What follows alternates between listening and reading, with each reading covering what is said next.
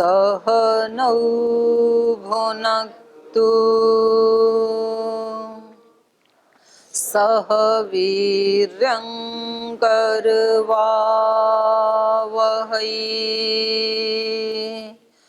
तेजस्विनावधीतमस्तु मा विद्विषावहै। ॐ व्रतानां व्रतपते व्रतं चरिष्यामि तच्छकेयं तन्मे राध्यताम् इदमहमनृतात् सत्यमुपैमि। ॐ शान्ति शान्ति शान्तिः।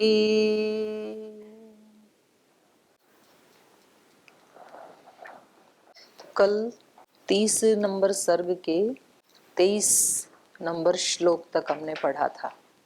श्री राम और लक्ष्मण ने मारीच, सुबाहु और उनके साथ आने वाले जो अन्य राक्षस थे उनमें से मारीच को तो उन्होंने भगा दिया और सुबाहु और बाकी उनके साथी थे उनको उनका संहार कर दिया और अब अपने उनके गुरुओं के पास जा कर के और उन्होंने उनका आशीर्वाद लिया। ये चल रहा था कल। पीछे वाले पार्ट से किसी को कुछ पूछना है?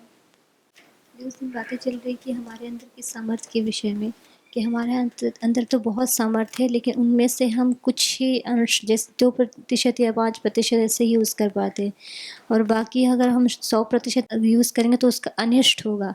तो अनिष्ट शरीर के लिए घातक हो जाएगा। वो बहुत ज्यादा उसका यूज करेंगे ना तो शरीर के लिए घातक होगा। शरीर रोगी होगा, नष्ट होगा जल्दी से। तो उसके शरीर के साथ कैसे, मतलब उसका नष्ट हो जाएगा शरीर? जो काम दिमाग से करते हैं उसका प्रभाव शरीर पे तो पड़ता है। जब आप एग्जाम देते हैं, बहुत ज्यादा पढ़ते हैं तो कमजोर हो जाते हैं उस समय में, पता है? तो शरीर पे प्रभाव पड़ता है ना माइंड का, तो इसलिए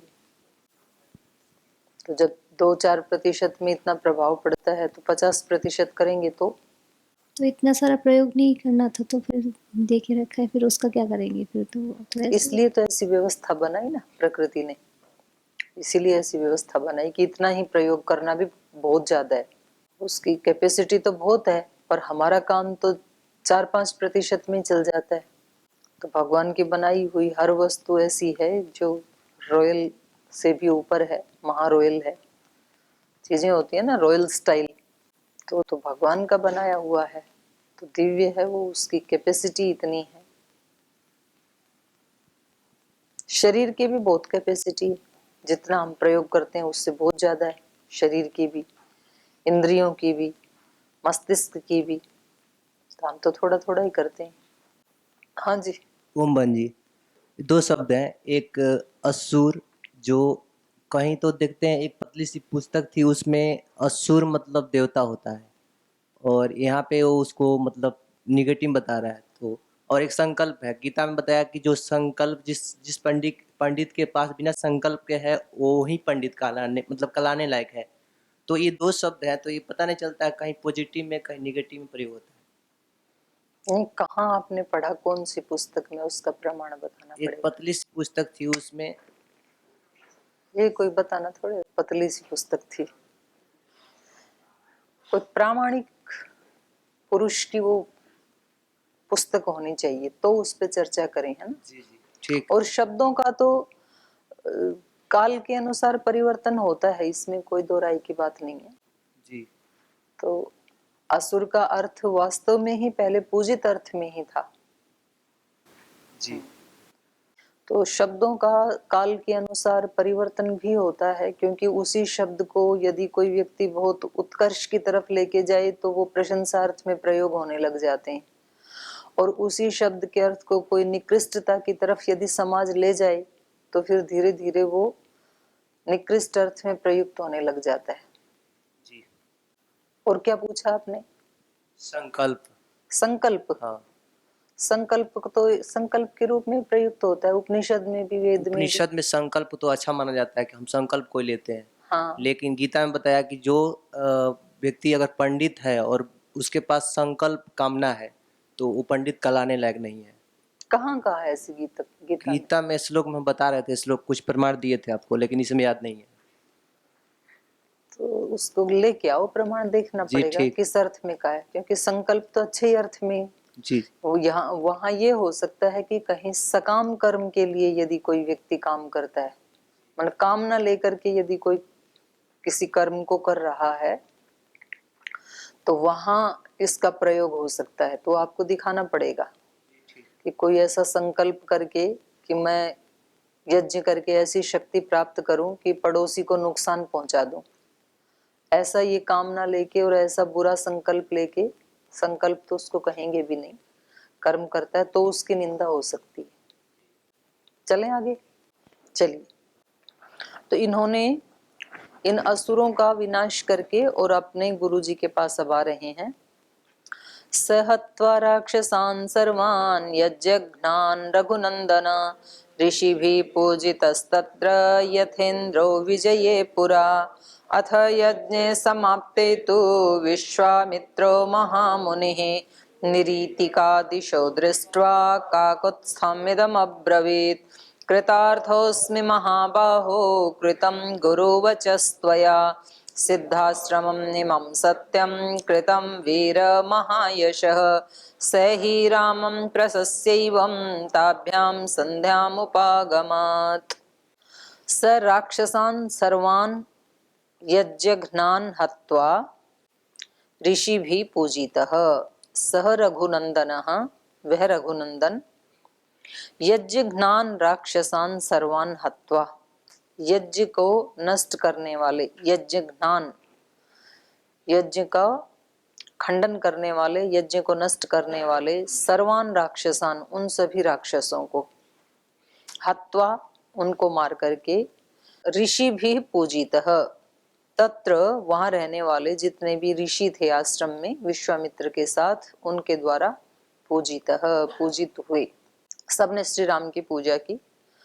यथेन्द्रो विजये पुरा, जैसे कि इंद्र के विजय प्राप्त कर लेने पर सब देवताओं ने उनकी पूजा की थी इंद्र की, ऐसे ही श्री राम ने जब सभी राक्षसों को मार गिराया, यज्ञ को नष्ट करने वाले राक्षसों को मार गिराया, तो ये भी ऋषियों की तरह उसी प्रकार से पूजित हुए जैसे देवों के द्वारा इंद्र पूजित हुए।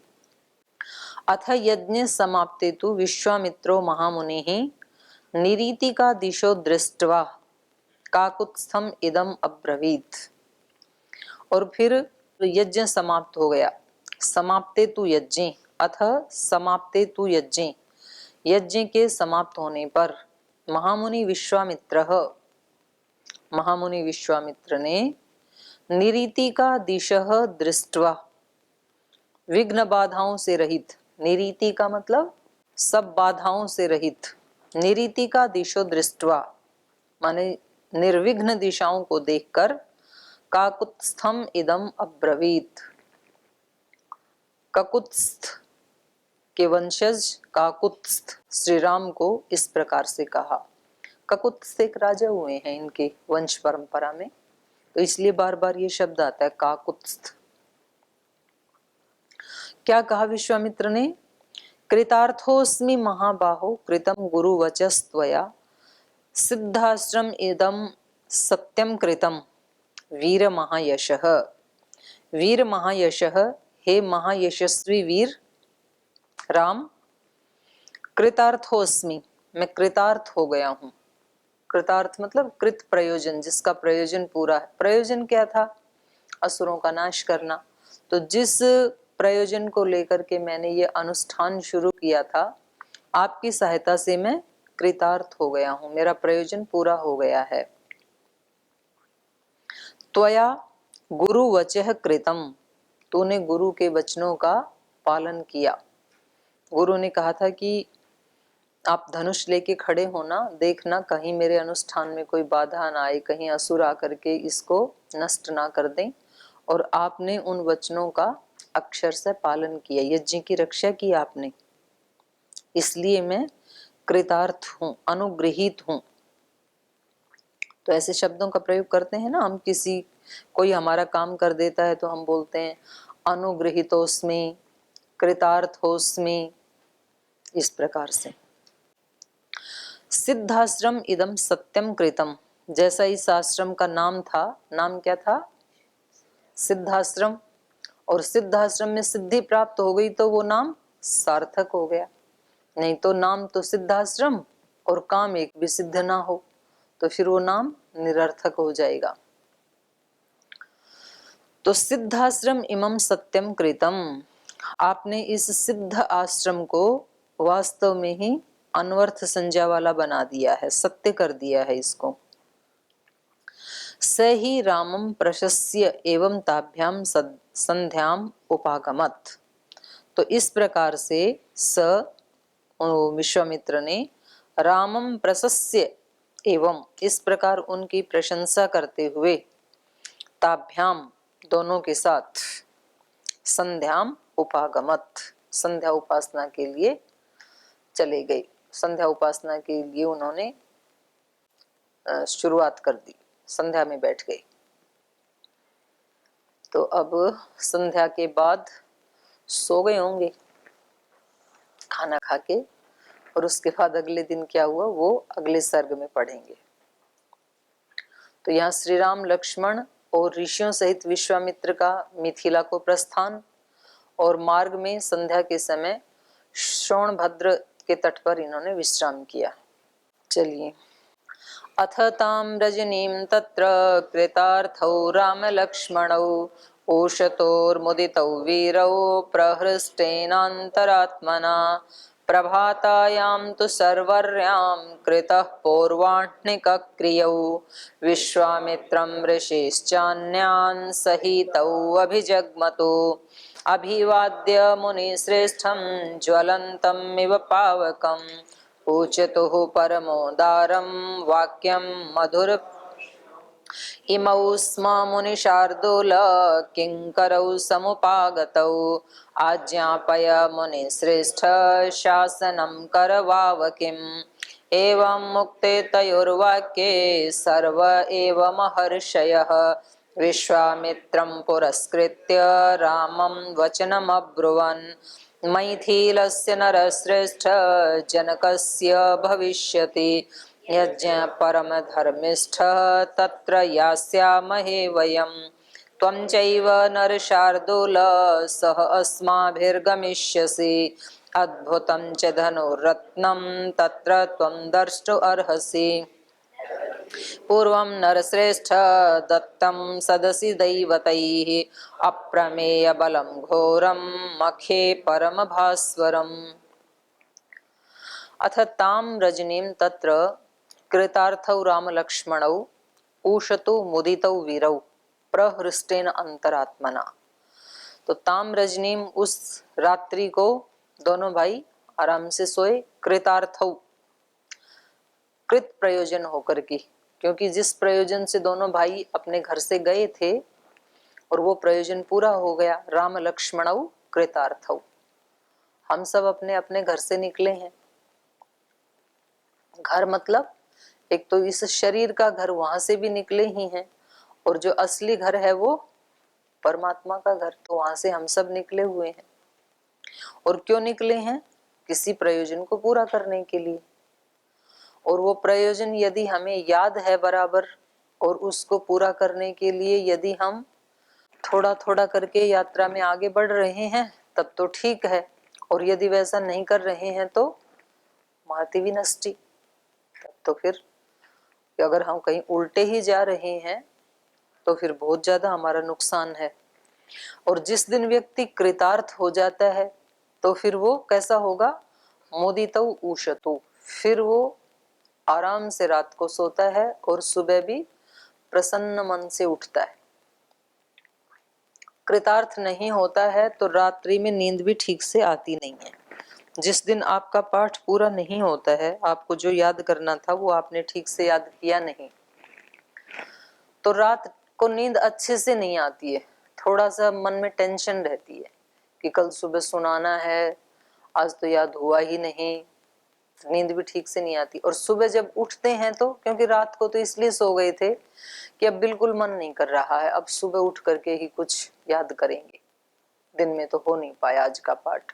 और फिर जब सुबह उठते हैं तो भी टेंशन को लेके उठते हैं कि अभी तो दिनचर्या इतनी जल्दी जल्दी करनी है, तो कैसे इसको याद करें। तो जितना 2-4 सूत्र याद होते वो भी होते ही नहीं है। फिर तो मन अप्रसन्न रहता है, सोते समय भी अप्रसन्न, रात्रि को भी अप्रसन्न, और सुबह उठते हुए भी अप्रसन्न।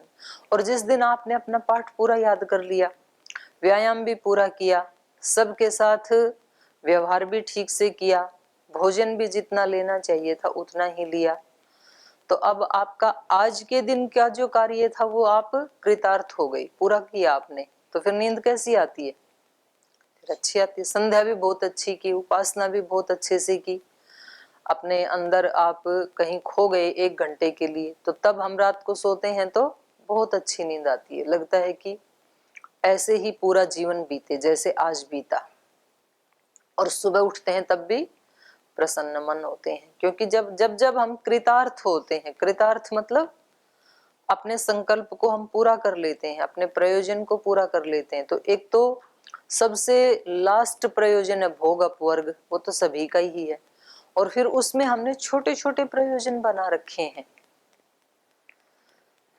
जब कोई बड़ी समस्या का हल करना होता है तो बुद्धिमान लोगों ने बताया कि क्या करना चाहिए, उस समस्या के कई टुकड़े बना लेने चाहिए।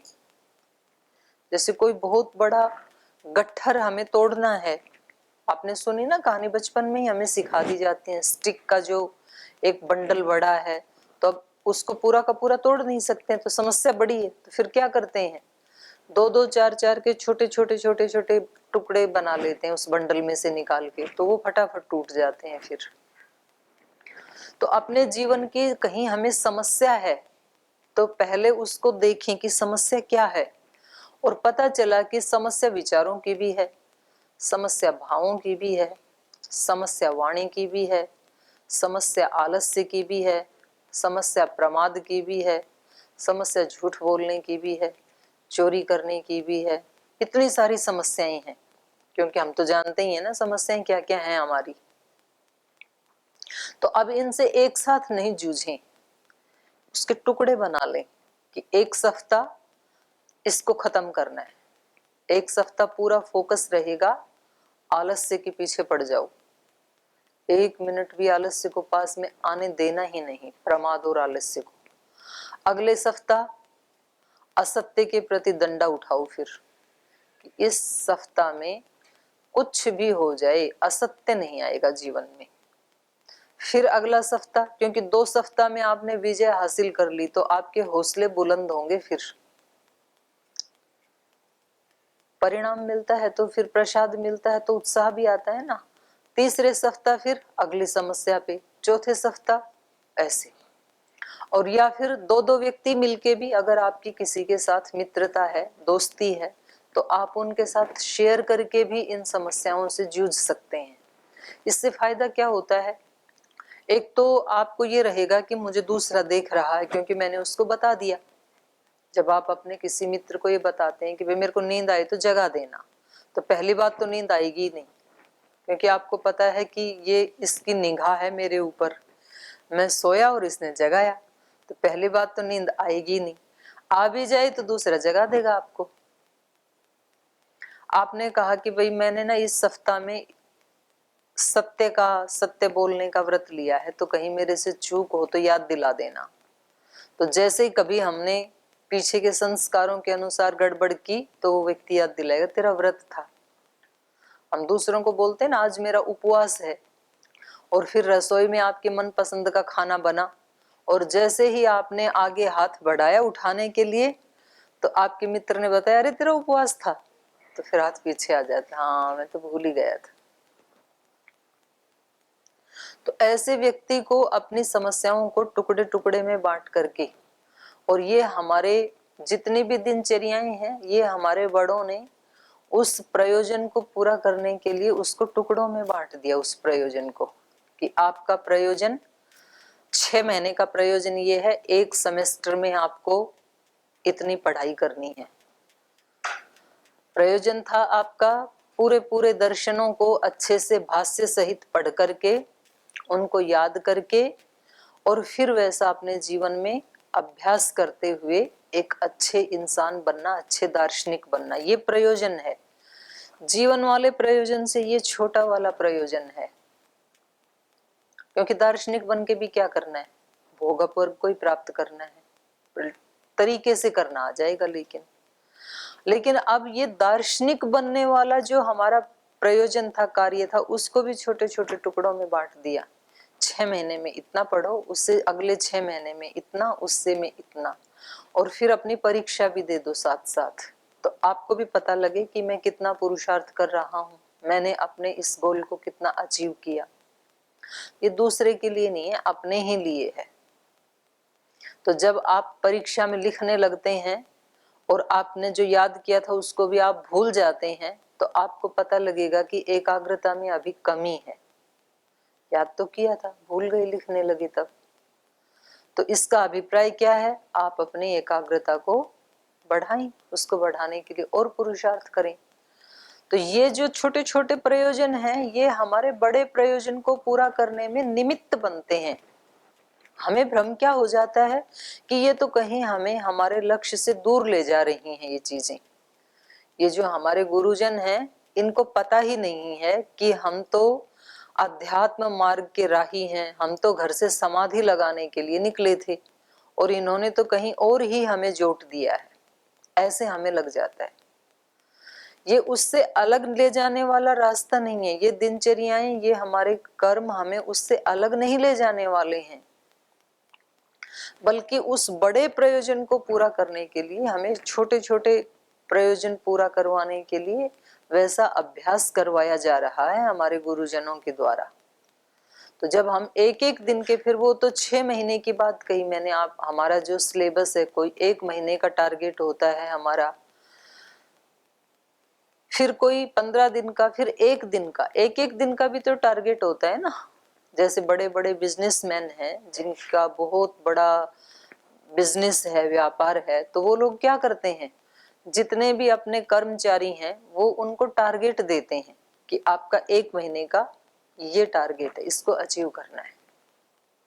और उसको अचीव करने के लिए 1 दिन में आपको कितना करना पड़ेगा, और फिर उनकी डेली रिपोर्टिंग होती है।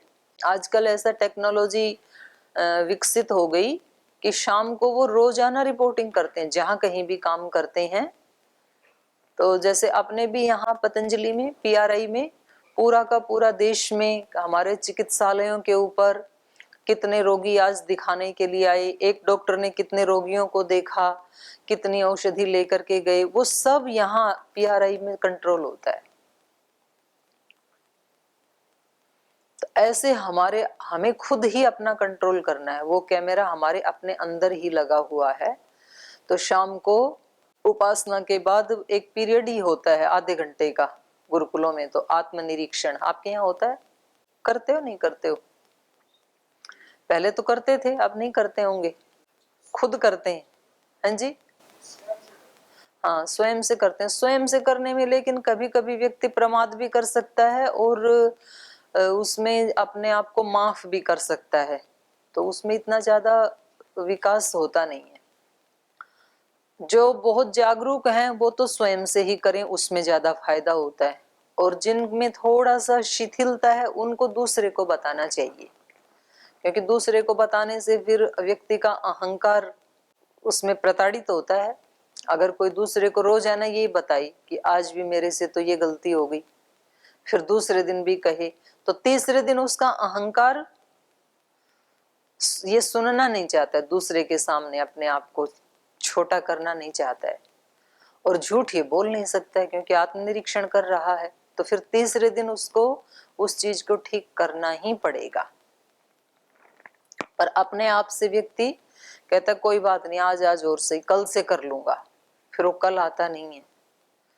तो ये बहुत अच्छी बात यहाँ हम पढ़ रहे हैं इस पहले ही श्लोक में कि श्री राम लक्ष्मण कैसे सोए, बिल्कुल निश्चिंत होकर के। कृतार्थ प्रयोजन, कृतार्थौ राम लक्ष्मणौ ताम रजनीम तत्र उषतो मुदितौ।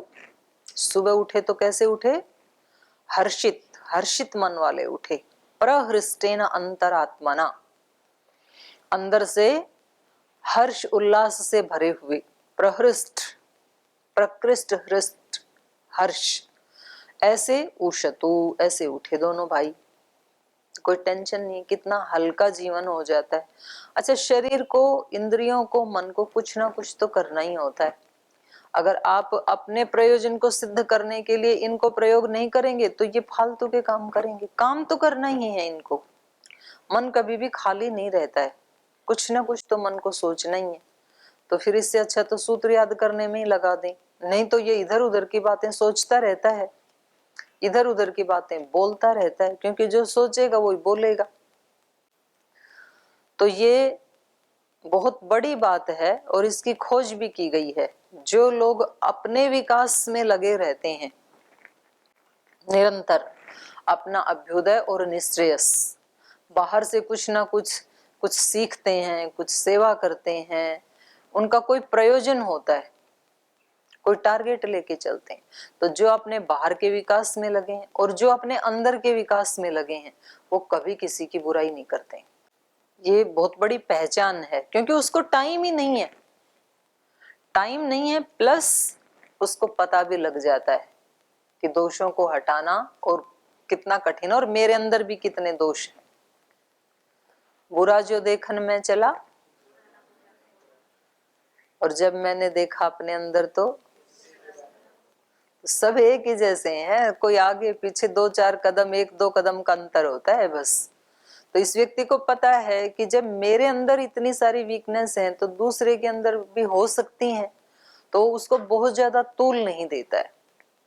और जब व्यक्ति अपने वालियों को तो छेड़ता ही नहीं है और अपने आप को पूरा वो दे देता है, एक सर्टिफिकेट, मैं तो ठीक ही हूं, और फिर वो पूरे दिन भर, कभी वो चाहे बोले या ना बोले, पर उसकी दृष्टि कहाँ रहती है, दूसरे के दोषों को देखने में। लेकिन वो नादान नहीं जानता है कि तू हीरे को छोड़ करके कचरा बटोर रहा है। हीरा तो अपनी अंतरात्मा की खोज में मिलेगा, वहां छिपा हुआ है।